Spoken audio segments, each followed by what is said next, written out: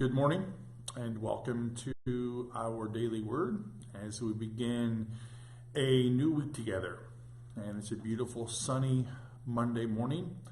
So as always, I'm glad you could carve out time to be with me as we continue our journey together through the daily word and what it means for us and how we apply it to our lives on a daily basis and how important it is that we do that. So thanks for carving out time. Thanks for saying good morning. Thanks for always responding whenever you find time to watch a long life's journey. So today is daily word number 678, I believe. I forgot to look, but I'm pretty sure it's 678. And I have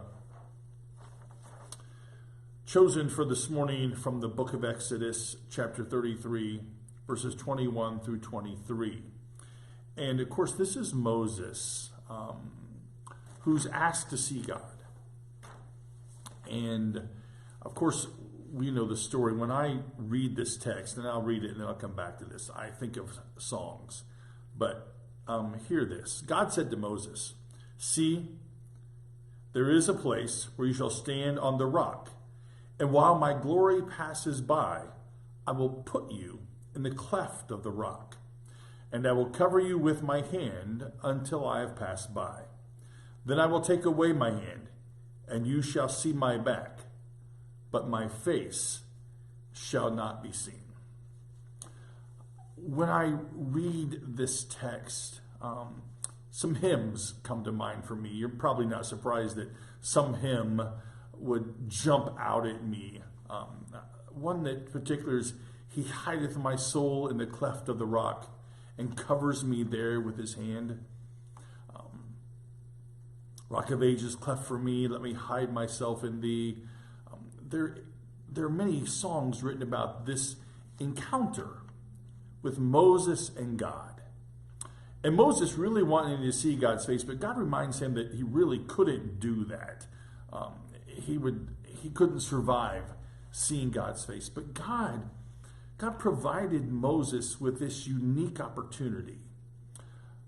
"Look, I'm going to pass by when I hide you in the cleft of the rock, and I'll put my hand in front of you. But after I pass by, I'll remove my hand, and you shall see my back, but my face shall not be seen." Now, I don't know about you, but many times, like Moses, I have longed to encounter God face to face.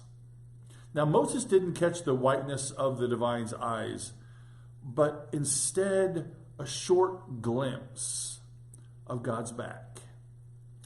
And maybe we know the feeling. And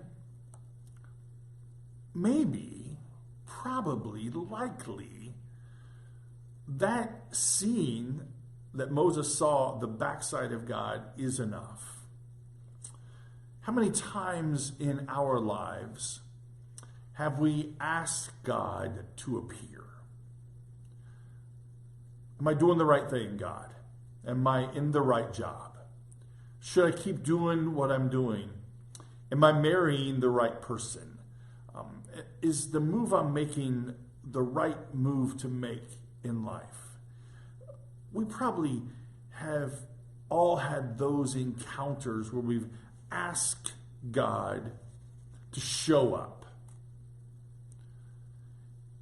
And more often than not, at least for me, in those instances, God has indeed shown up.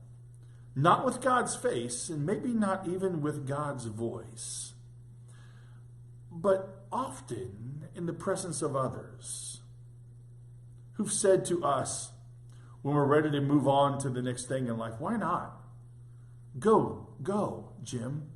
Many, many, many, many years ago now, I was a part-time pastor at Greenview United Church of Christ, and I was the senior specialist at S&H Products, and I loved both of those things. And they were fulfilling. But it came time, because the church had grown, it came time to move on to be a full-time pastor. And it's a struggle is this the right thing? Is this going to be the right thing to do? And Fred McCann, who was a great guy, a person with disabilities, an older gentleman he and I were great, we're very close. The last few days that I was there, I'd walk in and Fred would say to me, "What are you doing here?" He knew I was leaving. "What are you doing here? You should just go. What are you doing here? You should just go." Maybe that's God. There are those other times in life, when we need God to show up, we ask God to show up, and God just does. And God does it through someone bringing us a meal, someone giving us a hug, someone having the courage to share their life with us. It's not granted for us, I don't think, to see God face to face. But like Moses, we have to learn that those brief and humble encounters and sightings of God might be and should be more than enough to move us on to the next thing and then sustain us on our life's journey. And so, like Moses, God comes to us again and again through people, through circumstances, through answers, through conversations with others. And we're just called to be aware of it. And I would pray that you and I, in this daily word journey together, that we would recognize God in those moments where God takes God's hand away and we see the glimpse of God's presence with us. And I need to do that more and be more aware, as we probably all do. So I hope that's a good word as we begin our week together, that we would be aware this week of the times that God hides us in the cleft of the rock and then moves God's hand to let us see.